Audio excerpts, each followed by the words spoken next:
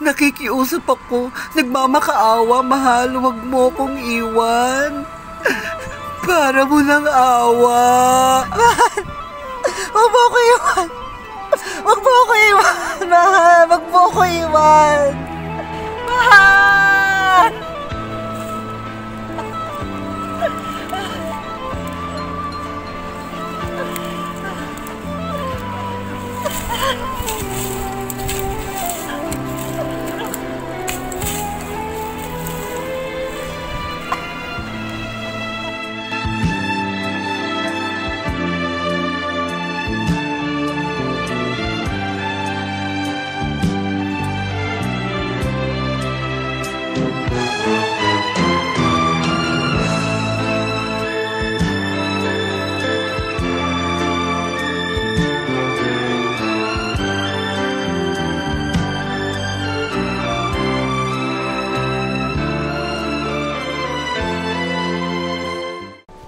Minsan, may isang dalaga na laging nagpupunta sa burol malapit sa windmills.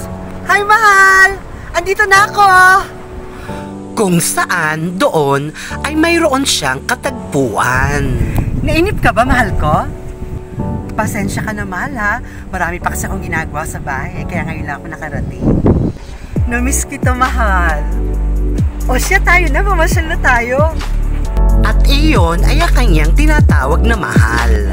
Halika, mahal, habulin mo ako, habulan tayo. Dali! At masayang-masaya siya sa tuwing nakikipagtagpo siya sa kanyang mahal. Mahal, ano ba? Hintayin mo ako, huwag mo ko iwan. Bilisan mo, mahal, doon tayo, dali. Dali na. Mahal, doon tayo, kunan mo akong picture, dali. Dali na. Walang katumbas na kaligayahan ang kanyang nadarama sa tuwing nakikipagtagpo siya sa kanyang minamahal. Wala siyang sinasayang na oras sa tuwing kapiling niya ang kanyang mahal.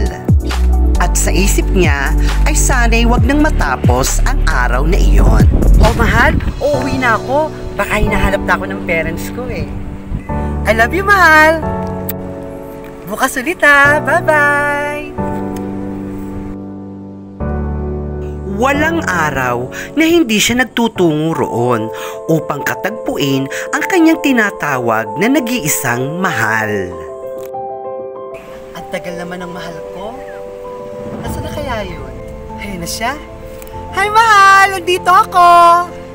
At masayang-masaya na naman siya dahil kapiling na naman niya ang kanyang mahal. Ano ba, mahal? Kanina ka pa eh.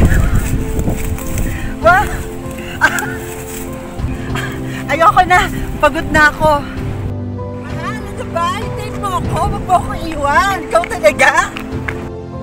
Ano ba, mahal? Bilisan mo naman. Ang ganda ng windmills eh. Halika na. Ano pa ginagawa mo dyan? Kunan mo akong picture doon. Dali.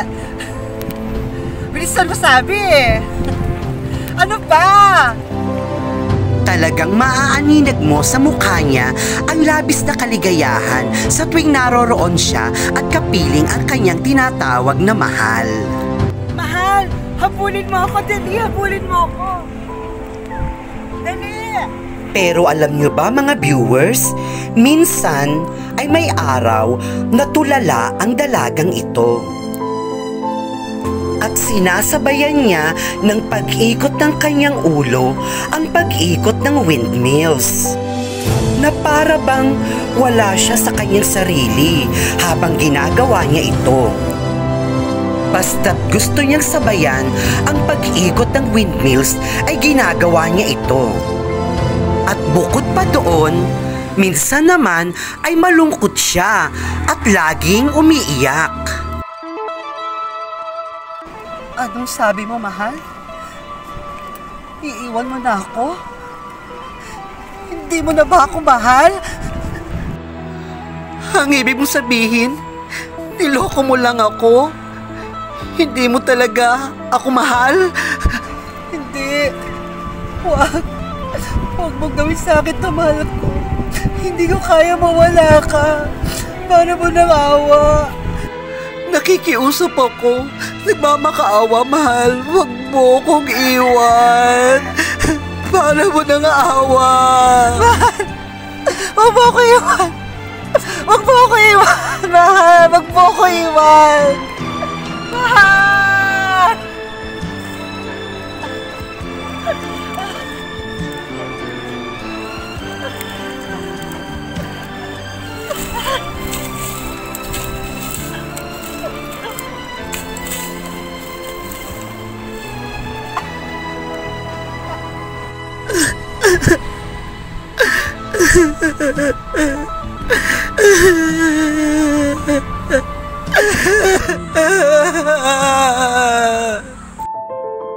At pagkatapos niyon ay tulala na naman siya at parang wala sa sarili.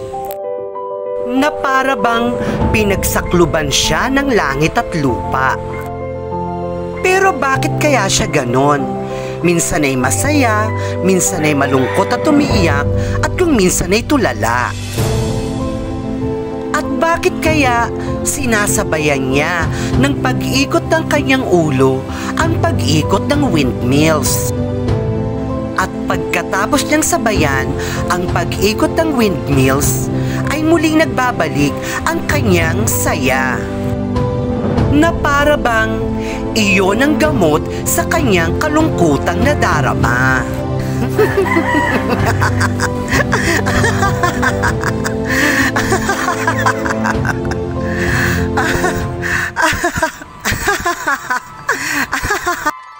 Hi mahal, nandito na ako.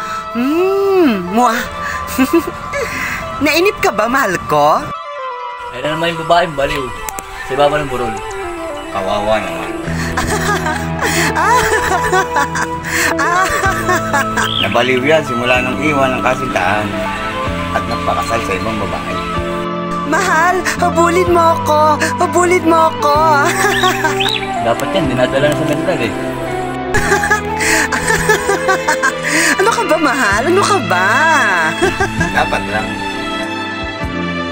Baka mamaya makapanakit pa ang baliw na yan. Sinabi mo pa. Mahal, habulin mo ako. Ay nako, kayong dalawa. Wala na kayong ginawa kundi pagkismisan ng baliw na yan. Ang alam ko, pinabayaan na yan ng kanyang mga magulang simula nung mabaliw. Kaya, sino pa magdadala sa kanya sa mental hospital? Grabe talaga ang nangyari sa babaeng yan. Niloko na ng kasintahan, pinabayaan pa ng mga magulang at mga kamag-anak. La la la. Talagang kawawa.